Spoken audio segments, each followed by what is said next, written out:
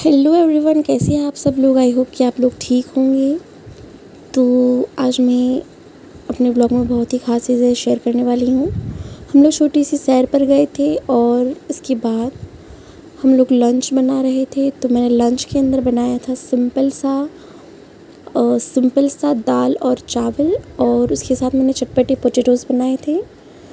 तो मैंने सिंपली ही सारी ही सब्जियों को ज़रा सा ऑयल के अंदर हल्का सा भून लिया था और उसके साथ जीरा और राई का भी बघार लिया था।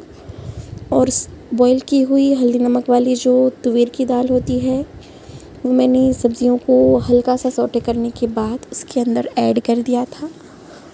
और उसके अंदर मैंने 1-2 हरी मिर्ची भी डाल दी थी मैंने, और रेड चिली पाउडर या और कुछ भी इसमें नहीं डाला था। ये वाली सिंपल सी दाल थी, तो ये बहुत ही लाइट रहती है लेकिन इसका टेस्ट बहुत ही अच्छा आता है। तो इसके साथ मैंने बनाए थे चटपटे पोटैटोज़। तो मैंने बॉईल करने के लिए रख दिए थे कुकर में पोटैटोज़ को, और एक तरफ मैंने राइस भी बनाए थे।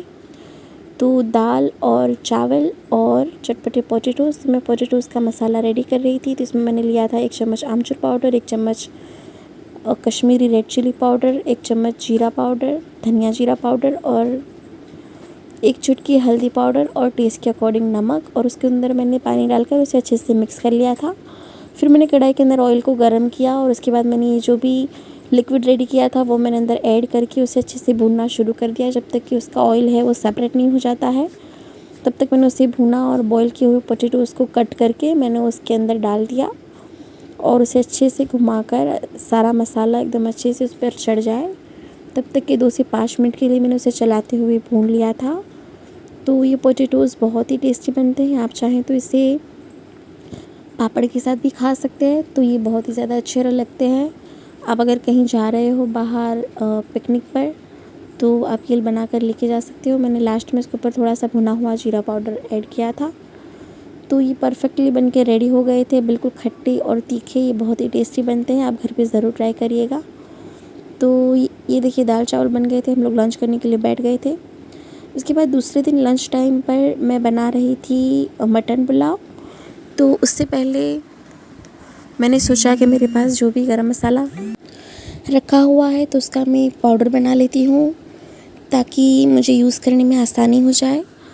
तो मैंने तज स्टिक लिया था 100 ग्राम ब्लैक पेपर लिया था, और मैंने सारी ही चीज़ों को हल्की आंच के ऊपर हल्का भून लिया था, ताकि उसकी जो फ्लेवर्स है वो इन्हेंस हो जाए और गरम मसाला है वो लंबे टाइम तक स्टोर कर सकूं मैं, और उसका फ्लेवर भी इन्हेंस हो।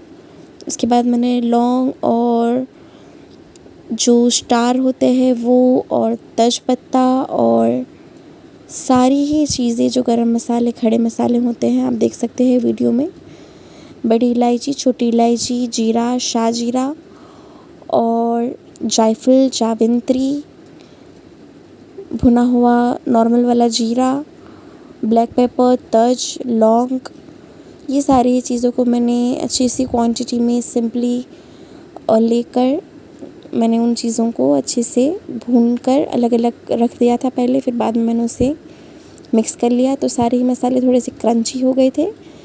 तो इस तरीके से भूनने के बाद अगर हम मसाला बनाते हैं तो वो लंबे टाइम तक अच्छा रहता है और अच्छे से पिस जाता है, क्योंकि वो थोड़ा क्रंची हो जाता है, उसका सारा मॉइस्चर भी निकल जाता है।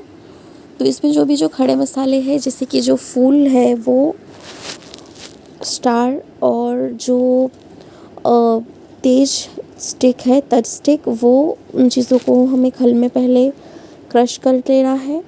और उसमें हम जो जायफल डालेंगे वो जायफल भी हम क्रश करने के बाद इस चीज़ों को मिक्स करके मिक्सी के अंदर अच्छे से ग्राइंड कर लेंगे, एकदम फाइन पाउडर बनाकर।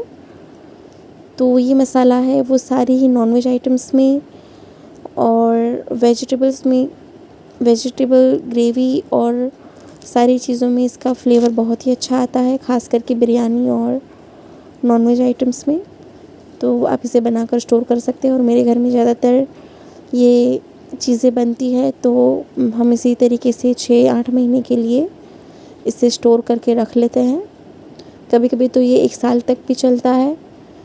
तो इस तरीके से मैंने उसके अंदर ऊपर से तेज़पत्ता और थोड़ा सा भुना हुआ धनिया डाला था।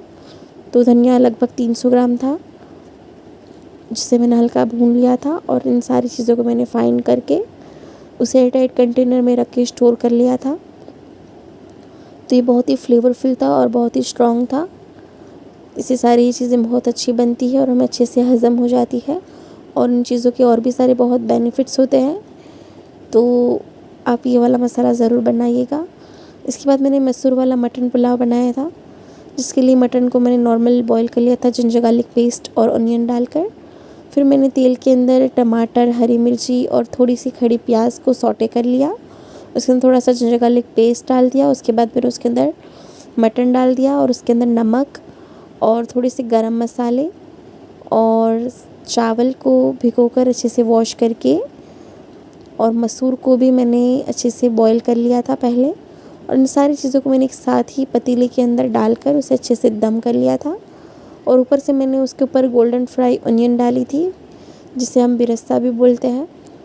तो ये बहुत ही टेस्टी बन के रेडी हुआ था और घर में सब लोगों को ये बहुत ही अच्छा लगता है। तो मैं हर दूसरे तीसरे दिन यही वाला पुलाव बना लेती हूँ, जिसमें सारी सब्जियाँ भी हो जाती है और इसका टेस्ट भी बहुत ही अच्छा आता है और सब लोगों को घर में अच्छा भी लगता है। तो इस तरीके से मैंने ये बहुत ही टेस्टी सा मटन पुलाव बना कर रखा था। तो आप भी घर में इन चीज़ों को ज़रूर ट्राई करिएगा और अगर आपको ये वीडियो पसंद आया हो तो प्लीज़ वीडियो को लाइक, शेयर एंड सब्सक्राइब ज़रूर करिएगा। And thank you for watching. Bye bye.